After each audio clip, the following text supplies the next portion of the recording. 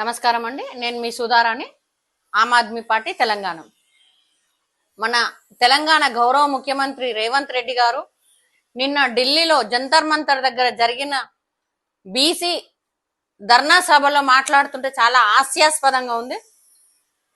కామారెడ్డిలో తను ఒక వాగ్దానం చేశారు, మా ప్రభుత్వం వస్తే 42% బీసీలకు రిజర్వేషన్ ఇస్తామని. అయితే ఇప్పుడేమో కేంద్ర ప్రభుత్వం ఇవ్వట్లేదని, కేంద్ర ప్రభుత్వం ఏమో వీళ్ళు పెట్టిన షరతులకు వీళ్ళు ఒప్పుకోవట్లేదని ఇద్దరు కలిసి ఒక దొంగ నాటకం ఆడుతున్నారు. వీళ్ళని చూస్తుంటే ఒక ద్వంద్వ వైఖరిగా ఉంది. అయితే ఇప్పుడు తెర మీదకి ఇంకొక కొత్త నాటకం వచ్చింది.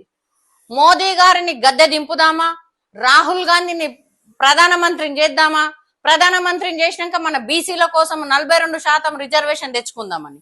అది ఒక్కసారి మీరు రేవంత్ రెడ్డి గారు ఏం మాట్లాడారో ఒక్కసారి ఆ వీడియో చూడండి.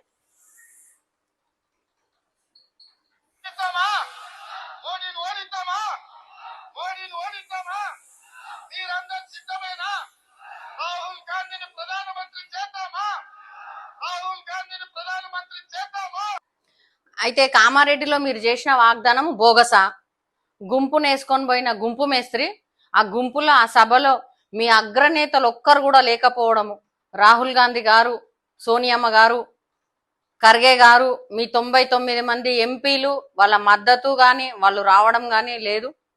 నాకు ఒకటి ఇప్పుడు క్లియర్గా అర్థమైంది. నన్ను నమ్మట్లేదు, నాకు ₹1 అప్పు పుడతలేదు అని చెప్పిండ్రు. మా బీసీ బిడ్డలు కూడా ఇప్పుడు నమ్మరు మిమ్మల్ని. ఎందుకంటే మీరు లోకల్ బాడీ ఎలక్షన్స్ కోసము మా బీసీ బిడ్డల ఓట్ బ్యాంక్ కోసము మీరు ఆడుతున్న ఒక దొంగ నాటకం అని, ఈ సభ కూడా అట్టర్ ఫ్లాప్ అయిపోయిందని నేను చెప్తున్నాను.